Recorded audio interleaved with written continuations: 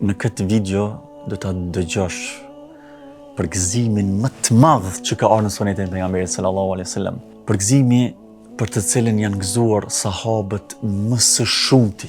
Qëndro deri në fund sepse këtë përgëzim do ta përmendi në fund, hadithin konkret do ta përmendi në fund me lejen e Allahut azza wa jall. إنهم الرهط لا ريب فيهم على نجب الفردوس بالنور تسرح.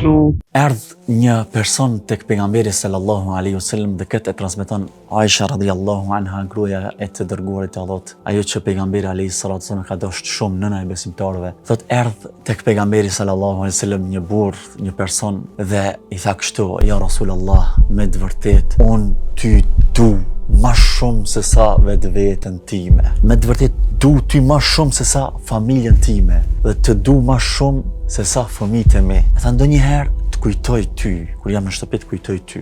Edhe nuk muj me bo sabër, nuk muj me bo durim derisa të vi dhe të shoh. Thot mirë po, kur ta kujtoj vdekjen time dhe vdekjen tënde, edhe ti në xhenet, në gradët e larta të xhenetit me pejgamberët, edhe un kam frikë, thot, se kur të vdes, pastaj nuk do të shoh. Për shkak sepse e dim se xheneti ka gradë, edhe dim se pejgamberët, po pejgamberi sallallahu alaihi wasallam, njeriu më i mirë prej të gjitha krijesave, është në gradët më të larta në xhenet. Prandaj ishte ky shqetësim, kjo breng e këtij sahabiu, po edhe sahabive tjerë. E pejgamberi alayhi salatu wassalam nuk tha asgjë këto, priti derisa zbriti fjala Allahut azza wa jall: "Wa man yuti illaha war rasul fa ulaika ma'a alladhina an'ama Allahu alayhim minan nabiyyin was-siddiqin wash-shuhada'i was-salihin wa hasuna ulaika rafiqa." Ai i cili i bindet Allahut dhe të dërguarit,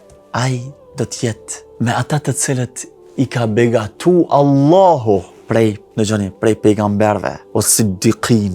Siddiq është dikush që është i vërtet në thënie, është i sinqert, ka vërtetësi në zemrën e tij. Atë që e thot e bon me të vërtet. O siddiqin, o shuhada'i, dhe dëshmorët, o salihin, dhe njerëzit e mirë. O hasuna ulaika rafiqa, thot Allahu azza wa jall, e sa shoqëri e mirë që është ajo. Ndërsa në një ngjarje tjetër, po ashtu shumë të bukur, konkretisht në mënyrë specifike është pyet pejgamberi sallallahu alaihi wasallam në raport me shoqërimin me të.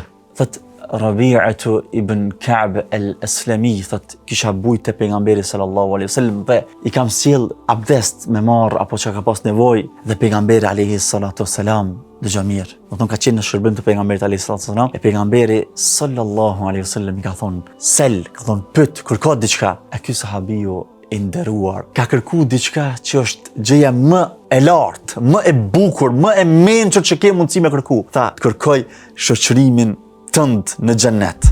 Sa kërkesë e bukur që është kjo. Sa e vlefshme, sa e çmueshme, sa e rëndësishme që është kjo. E pejgamberi sallallahu alaihi wasallam e tha, diçka tjetër? Tha jo, asgjë, kjo. E pejgamberi alayhi salatu wassalam ja dha një udhëzim që vlen edhe për neve, që vlen për gjithë umetin. Nëse dojmë me qenë me pejgamberin sallallahu alaihi wasallam, në shoqëri me pejgamberin sallallahu alaihi wasallam, tha, më ndihmo ti mua me sejdë të shumtë. Do të thonë me namaz të shumtë. Në fjalë tjera, që të arrish këtë qëllim sublim, duhesh me u marrë me një vepër sublime, dhe këtë me shumicë. E vepra më sublime, më e lartë, më e vlefshme është çka? Është namazi. E aktiviteti më kulmor në namaz është sejdëja. Prandaj pejgamberi alayhi salatu wasallam këtë këshill madhështore kaq të bukur, kaq vlefshëm i ka thonë: "Më ndihmo me sejdë të shumtë për me arrit këtë." Përgëzimi kulmor që me të vërtetë kemi mundësi ta përshkruajmë si përgëzimi më i madh që ka ardhur, është transmetimi që është transmetuar nga një grup i sahabëve, dhe këtë në mënyrë autentike, në mënyrë mutawatir, shkalla më e lartë autenticitetit, se kur është pyet pejgamberi sallallahu alaihi wasallam për një person i cili e don dikë shumë, e don me të vërtetë, me zemrë don shumë, ama nuk arrin veprat e tyre. Pejgamberi alayhi salatu wassalam ka thonë: "El mar'u ma'a man ahab." Njeriu është me atë që e don. Ndërsa Enesi radhiyallahu anhu ka thënë: "Nuk janë gëzu muslimanët." Këto është fjalë tash për sahabët. Nuk janë gëzu muslimanët me diçka më shumë se sa me këtë hadith. Ka qenë vetë ai që ka thonë: "Unë e du të dërguarin e Allahut Muhammedin sallallahu alaihi wasallam dhe e du Ebu Bekrin dhe Umerin dhe shpresoj të ringjallem me ta, edhe pse nuk i kam arritur veprat e tyre.